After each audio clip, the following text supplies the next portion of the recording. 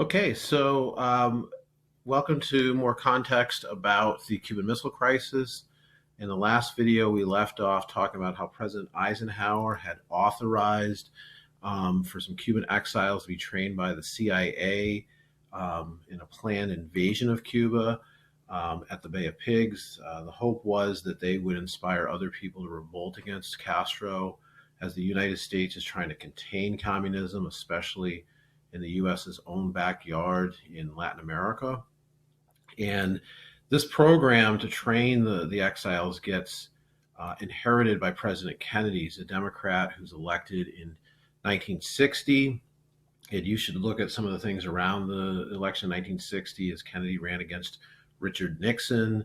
But Kennedy has a policy for Latin America. He establishes in March of 1961 the Alliance for Progress, in which the U.S. will give about $20 billion in economic assistance to Latin America, with other nations giving in another $80 million for a total of $100 billion towards Latin America. It was designed to be kind of a Marshall Plan for Latin America, that it helps nations stabilize so that they can fight off communism and it doesn't end up in their countries like it did in Cuba.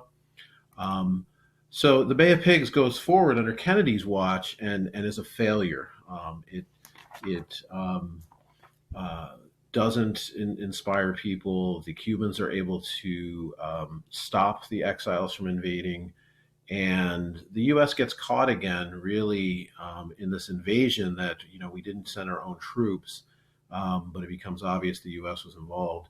So the important thing about things like the U-2 spy plane incident and then the Bay of Pigs is that for Eisenhower and Kennedy and for our policy of containment, the U.S. loses some credibility and in all of this. And so when we go into the Cuban Missile Crisis, it's important to understand that Kennedy's going to have to be really cautious about what he says.